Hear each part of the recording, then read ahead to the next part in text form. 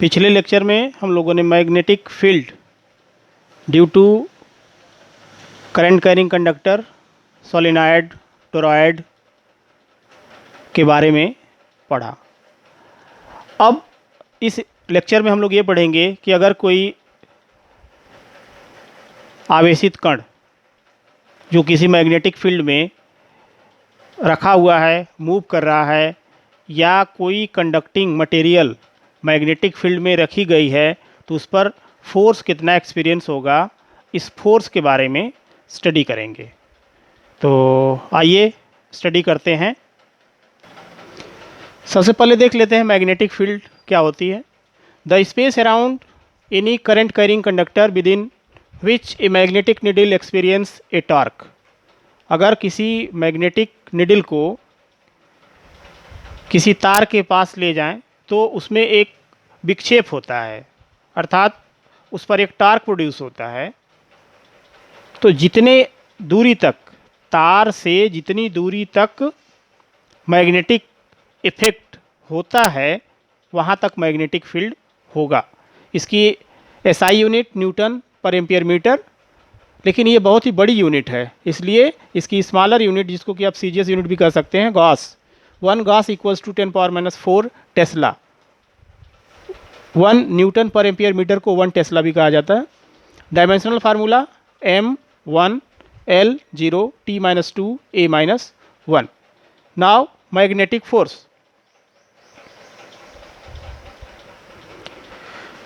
When a charge q moving with velocity v in magnetic field B by making an angle theta, then the charge will experience a force Fm, magnetic force q भी b sin theta into unit vector n।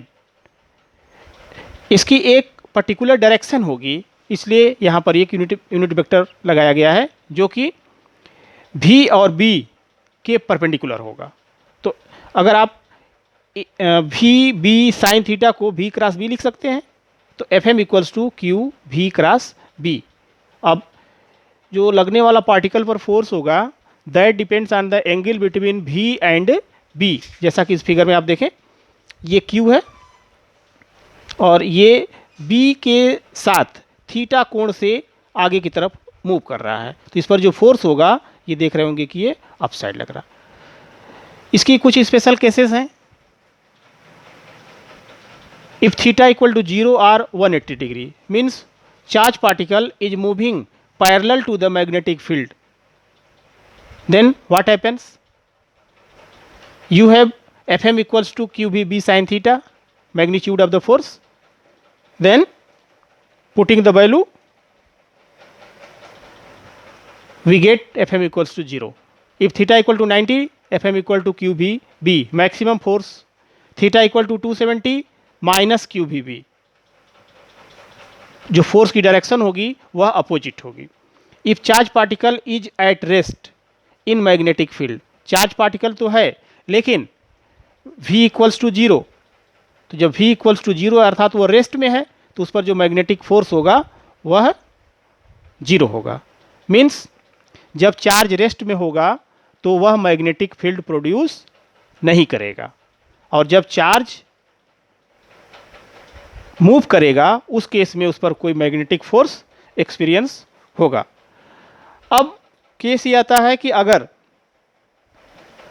कोई charge particle ऐसे move कर रहा है जहां पर magnetic field और electric field दोनों एग्जिस्ट करती हैं, तो लॉरेंज ने एक नियम दिया कि अगर कोई चार्ज पार्टिकल ऐसे मूव कर रहा है जहां पर मैग्नेटिक फील्ड और इलेक्ट्रिक फील्ड दोनों एग्जिस्ट करती हैं, तो जो फोर्स लगेगा दोनों के कारण लगेगा। तो जो नेट फोर्स होगा पार्टिकल पर वह F equals to F electrical force plus F magnetic force. F equals to q e electric field, f m equals to Q v cross b. इसको अगर आप ऐड कर दें तो F equals to q e plus v cross b. अब ये इस पर डिपेंड करता है। तो अब ये जो मैग्नेटिक फोर्स है, इसकी वैल्यू हो गई F equals to q e plus v cross b. कभी कभी इस लॉरेंज बल का इक्वेशन शॉर्ट आंसर में पूछा जाता है। अब आप फाइंड करेंगे कि मैग्नेटिक फोर्स कोई करंट कैरिंग कंडक्टर अगर मैग्नेटिक फील्ड में रखा गया है तो उस पर जो फोर्स होगा वह कितना होगा। देखिए, किसी चुंबकीय क्षेत्र में कोई चालक रखा गया है और इस पर जो लगने वाला बल है वह बल कितना होगा। ये देखिए मैग्नेटिक फील्ड बी की दिशा इस प्लेन के पैरेलल है, वायर ऐसे रखा गया है तो दोनों के बीच में कुछ एंगल बनेगा, ये थीटा, और जो करंट है वह करंट इसमें फ्लो कर रही है इस तरह से अप साइड, इसकी जो लेंथ है वह एल है। अब इस पर जो फोर्स आप फाइंड करेंगे वह फोर्स कौन सा फोर्स होगा। आपने स्टडी किया है कि जब किसी मैग्नेटिक फील्ड में कोई चार्ज पार्टिकल मूव करता है तो उस पर बल लगता है, उसी की हेल्प से आप यहाँ पर ये फाइंड करेंगे कि अगर इस कंडक्टिंग वायर में number of free electron density n है तो सबसे पहले आप ये निकालेंगे कि एक इलेक्ट्रॉन पर कितना फोर्स लग रहा है, और फिर जो टोटल इलेक्ट्रॉन होंगे उन फोर्स को उससे मल्टीप्लाई कर देंगे जिससे कि आपको मिल जाएगा नेट फोर्स। तो एक पर कितना होगा, तो Q भी B साइन थीटा से, Q के जगह पर E इलेक्ट्रॉनिक चार्ज 1 इलेक्ट्रॉन का, V के जगह पर drift velocity, B magnetic field sign theta, theta charge और B के बीच की वैल्यू। तो एक सिंगल इलेक्ट्रॉन के लिए फोर्स हो गया F dash equals to E V D B sine theta. But there are n number of free electrons in this conductor, therefore total number of electron will be n into al, a cross section area, l length, तो ये हो गया volume. तो per unit volume में n से multiply कर देंगे तो हो जाएगा ये टोटल नंबर ऑफ इलेक्ट्रॉन्स। अब इस टोटल नंबर ऑफ इलेक्ट्रॉन पर कितना फोर्स होगा, तो एक इलेक्ट्रॉन पर फोर्स है F डैश, तो इतने इलेक्ट्रॉन पर NaL into F dash equals to E VD B sine theta. इसको आप रीअरेंज कर लेंगे तो N E A VD in one bracket B L sine theta, and you know that NEA VD is drift current, या आप उसे कह सकते हैं कि इलेक्ट्रिक करंट। तो NEA VD की जगह पे आप पुट कर दीजिए I, और ये हो गया BL साइन थीटा। तो जो टोटल फोर्स है F equals to ILB sine theta, और I को आप आउटसाइड कर देंगे तो L क्रॉस B। तो L और B यह वेक्टर क्वांटिटी है, तो थीटा की वैल्यू पर ये डिपेंड करेगा कि जो लगने वाला फोर्स है वह कितना है। इस लगने वाली बल की दिशा, बल वेक्टर क्वांटिटी है तो इसकी जो दिशा होगी वह फ्लेमिंग्स लेफ्ट हैंड रूल से निकाली जाएगी। और लेफ्ट हैंड रूल आपने पढ़ा हुआ है, तो लेफ्ट हैंड रूल होता क्या है, एक बार मैं आपको रिवाइज करा दूं कि अगर हम अपने बाएं हाथ के प्रथम 3 अंगुलियों को इस प्रकार रखें कि अंगूठा, तर्जनी उंगली और सेंट्रल फिंगर यह एक दूसरे के साथ 90 डिग्री पर हों, तो अगर B की दिशा तर्जनी उंगली बताए, यह धारा की दिशा बताए, तो अंगूठा उस चालक पर लगने वाले बल की दिशा को बताता है।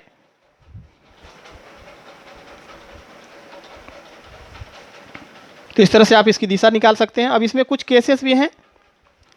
थीटा की वैल्यू अगर आप 0 रख देते हैं तो F 0 हो जाएगा, means conductor placed parallel in magnetic field experience no force, अर्थात अगर उसके पैरेलल रखा गया है तो उस पर कोई फोर्स नहीं लगेगा। थीटा की वैल्यू 90 डिग्री है तो मैक्सिमम होगा F इक्वल्स टू ILB। अब इसमें कुछ इंपॉर्टेंट नोट्स हैं, ये क्या हैं, if conductor is not straight, जैसे हमने पढ़ा कि स्ट्रेट कंडक्टर के लिए अगर सपोज कर लीजिए कि तार जो है जिग जैग है, उस केस में क्या होगा, FM equals to summation I और DL क्रॉस B, अर्थात हर छोटे छोटे खंड में लगने वाला बल का वेक्टर सम टोटल फोर्स होगा। यानी फर्स्ट के लिए F1, सेकंड के लिए F2, थर्ड के लिए F3, F4, F5, इस तरह से उसका समेशन निकाल करके आप करेंगे। Net force acting on any closed current loop in a uniform magnetic field is 0। अगर क्लोज लूप है, जब क्लोज लूप है तो उस केस में समेशन डीएल की वैल्यू क्या, अगर हम सर्कुलर लूप लेते हैं तो जहां से चले थे वहीं आएंगे, तो 0 हो गया इनिशियल और फाइनल पोजीशन। तो इस तरह से समेशन ये आपका इंटीग्रल डीएल 0 हो गया, और इस तरह से जो वैल्यू होगी एफएम की वह 0 हो जाएगी। तो जो सर्कुलर करंट लूप होगा, क्लोज लूप होगा, उस लूप के लिए एफएम की वैल्यू 0 होगी।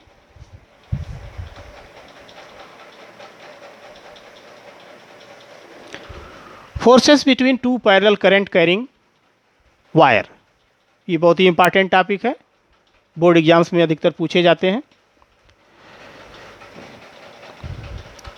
ये PQRS, there are two conducting wires in which I1 and I2 current are flowing, both are placed at a distance R. Then what happens?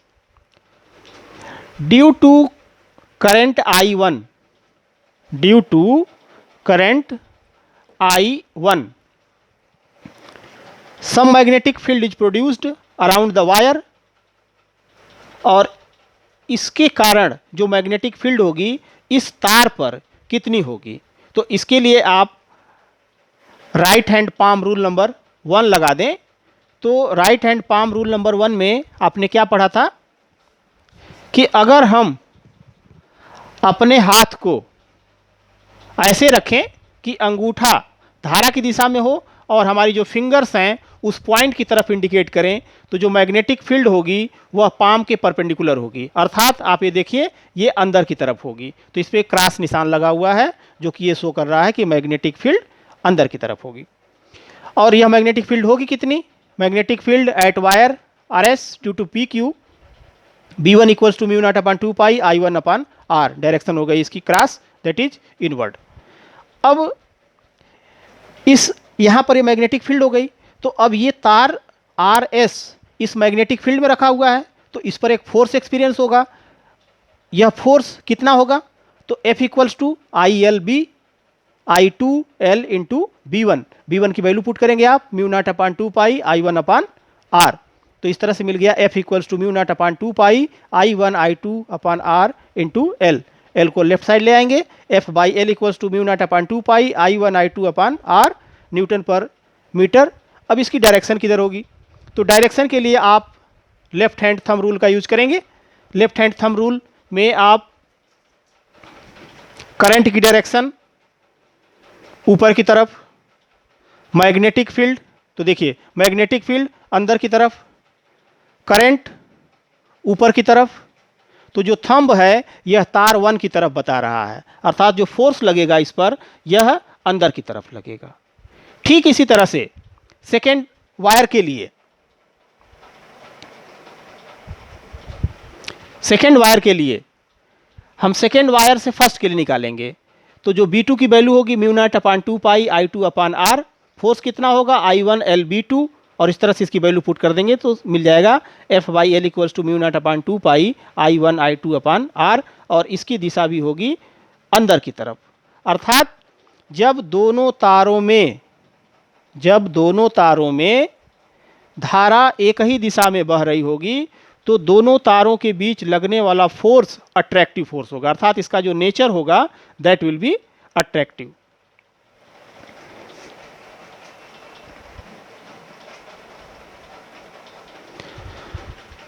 When current are flowing in opposite direction, उस case में भी same process होगा कि आप PQ में current के कारण RS पर फाइंड करेंगे मैग्नेटिक फील्ड और फिर फोर्स निकालेंगे।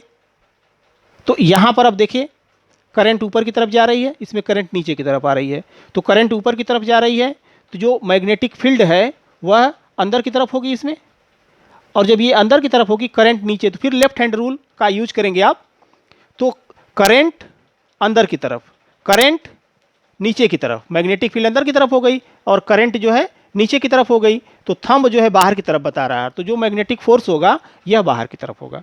ठीक इसी तरह से इस पर भी लगेगा, तो जो वैल्यू होगी वह F/L mu naught upon 2 pi I1 I2 upon R newton per ampere. अब यहाँ पर देखें कि दोनों फोर्स जो है आउटसाइड लग रहे हैं, therefore nature of forces will be repulsive, अर्थात दोनों तार एक दूसरे को रिपेल करेंगे।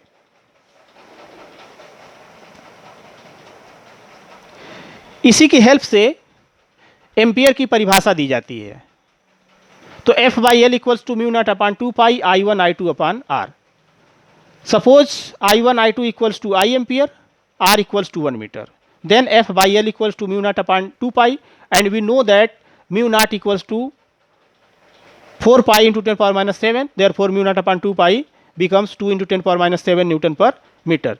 Therefore we can say that if two current carrying conductor are placed at 1 meter and if they experience a force of 2 into 10 to the power minus 7 Newton per meter, then current flowing in both conductor will be 1 ampere.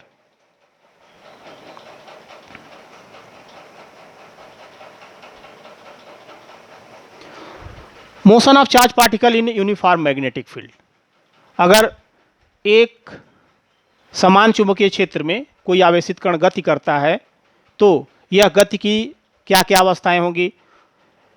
Charge particle उसके parallel हो सकता है, उसके perpendicular हो सकता है, किसी एक पर्टिकुलर एंगल पर हो सकता है। तो इस तरह से इसकी जो वैल्यू होगी वह अलग अलग होगी। तो आइए देखते हैं। First of all, when charge particle enters parallel to magnetic field, magnetic field के पैरेलल इंटर करता है तो थीटा की value 0।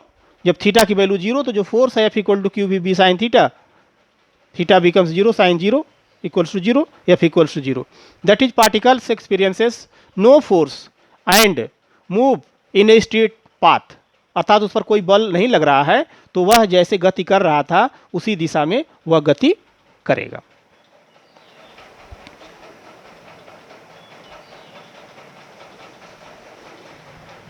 When charge particle moves at right angle to magnetic field, this is important topic for board exams.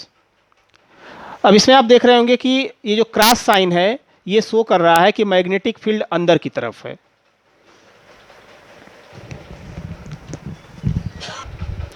Charge particle enters at this point, then direction, Your mobile device. charge particle enters at this point, then the direction of this is in such a way, magnetic field is inside, therefore force experience, and what is the direction of force, it is calculated by Fleming's left hand rule. तो आप left hand rule का use करें तो ये देखिए current की direction हो गई, ये मैग्नेटिक फील्ड हो गई। तो जो थंब है ये अप साइड है, अर्थात जब पार्टिकल इंटर करेगा तो इस पर जो फोर्स है ये अप साइड लगेगा। ठीक इसी तरह से पार्टिकल जब यहाँ पर होगा तो ये देखिए V की डायरेक्शन अप साइड है, B की डायरेक्शन नीचे, तो फिर भी फोर्स लगेगा। तो इस तरह से इसके सभी पॉइंट्स पर जो फोर्स लग रहा है यह एक पर्टिकुलर पॉइंट सेंटर की तरफ लग रहा है, अर्थात आप ये पार्टिकल का जो पाथ होगा यह सर्कुलर पाथ होगा। अब जब सर्कुलर पाथ होगा तो इसका रेडियस क्या होगा, इसको आप फाइंड करेंगे। Force acting on the charge particle Q due to magnetic field, तो F इक्वल्स टू क्यू भी B sine theta unit vector N, theta equals to 90 degree तो F equal to Q B B, और directed to perpendicular of V and B at every point of path, ये आपने देखा ही।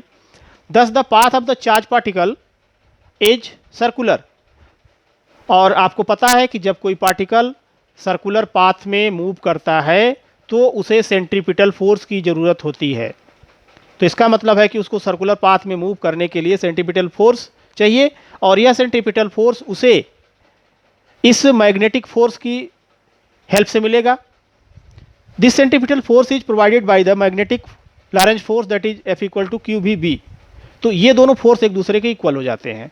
तो centripetal force mv² by r v velocity है, m particle का mass है, r radius equals to Q B B.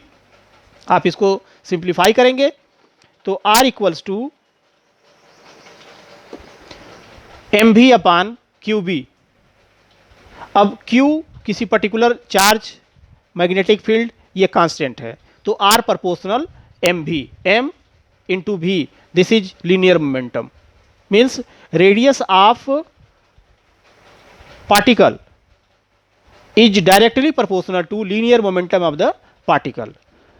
Therefore, we can say that if velocity of charged particle is higher, then radius of the path will be larger. अब इसे आप देखिए r equals to दूसरे form में लिख सकते हैं v upon q by m into b. इस केस में अगर आप इसे v और b को कांस्टेंट ले लें तो r proportional 1 by q by M, और 1 बाई क्यू बाई एम को क्या कहा जाता है? Specific charge. तो R inversely proportional to specific charge of the particle.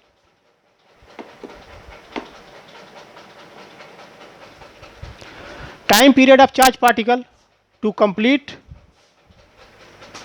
A circle is given by circumference upon velocity, तो 2 pi R upon V, 2 pi V और r की जगह पर M B by Q B, तो इस तरह से मिल जाएगा 2 pi M upon Q B.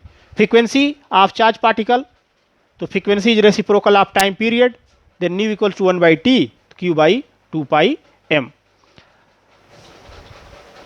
इसे काइनेटिक एंगुलर फ्रीक्वेंसी के टर्म में भी आप देखें तो omega equal to 2 pi n या 2 पाई न्यू, तो 2 पाई न्यू की जगह पर Q B by 2 pi M, तो omega equal to Q B by M.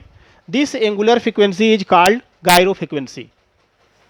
This angular frequency is called gyro frequency.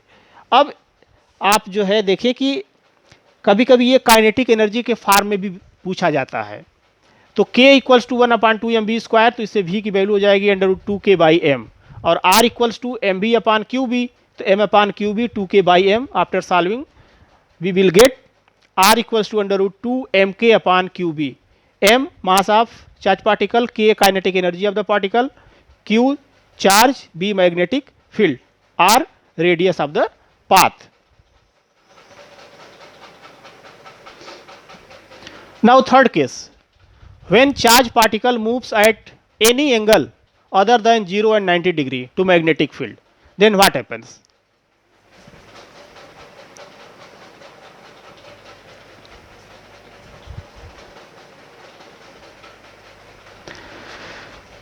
X y z इस direction में charge particle v velocity से ये इस डायरेक्शन में b के साथ थीटा कोण पर मूव करता है।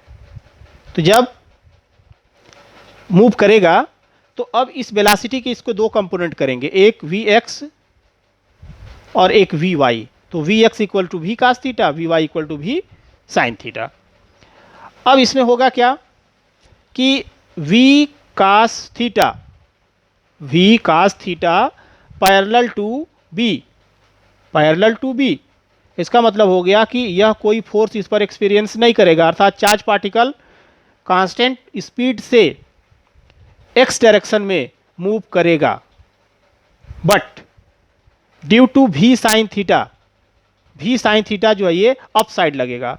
तो पार्टिकल जा रहा है इधर, लेकिन इस पर फोर्स लग रहा है अप साइड, तो ये पार्टिकल को ये ऊपर की तरफ ले जाता है।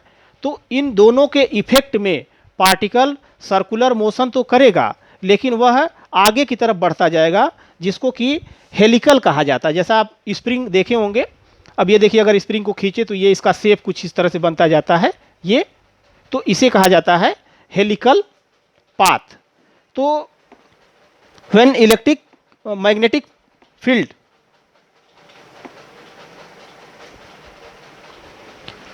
फील्ड में जब पार्टिकल किसी एंगल पर 0 और 90 को छोड़कर किसी एंगल पर इंटर करेगा, तो उसका जो पाथ होगा वह हेलिकल पाथ होगा। अब इस हेलिकल पाथ के लिए भी आप फाइंड करेंगे कि जो सर्कुलर पाथ का रेडियस बन रहा है वो कितना होगा।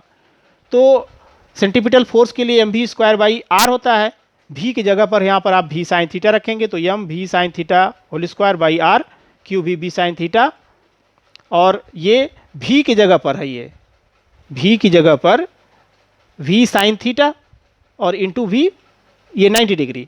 तो अब इसको आप सॉल्व कर लेंगे, तो सॉल्व करने के बाद ये देखिए r equals to M b sine theta by Q b, radius of circular path r equal to M b sine theta upon Q b. और आपने देखा कि जब इसको 90 डिग्री पर इंटर कराया गया था तो इसका जो पाथ था वह सर्कुलर पाथ था, लेकिन यहाँ पर ये हेलिकल है। अब यहाँ पर एक कॉन्सेप्ट निकल करके आता है कि यह हर चक्कर में कितना आगे बढ़ेगा। तो सबसे पहले पार्टिकल टाइम पीरियड देखें आप, time period 2 pi R upon भी साइन थीटा, सर्कुलर पाथ जो है वो अप वाली वेलोसिटी की वजह से है इसलिए v साइन थीटा। ये वैल्यू आप पुट करेंगे तो t equal to 2 pi M upon Q B, nu equal to ये frequency 1 by T Q B by 2 pi M. तो यहाँ पर वर्ड आता है पिच। पिच क्या है? The linear distance travelled by the charge particle in one rotation is called pitch of the helix, that is pitch of the helix. तो p equal to distance, जो distance travel की जाएगी T time में, तो वह कितना होगा? Velocity जो है ये देखें आप, देखिए इस डायरेक्शन में पार्टिकल जा रहा है v cos theta direction b की दिशा में, और एक चक्कर में t टाइम लगता है। तो ये जो डिस्टेंस ट्रेवल करेगा v cos theta into time period, और जब इसकी वैल्यू आप पुट कर देते हैं तो ये आपको देखिए मिल गया p equals to v cos theta into t, और t की जगह पर 2 pi M upon Q B, तो p equals to 2 pi m v cos theta by Q b, और ये है इसका हेलिकल पाथ का पिच। तो इस तरह से ये यूनिट यहाँ पर पूरी हुई। अगले लेक्चर में हम टार्क से संबंधित टॉपिक लेकर के आएंगे।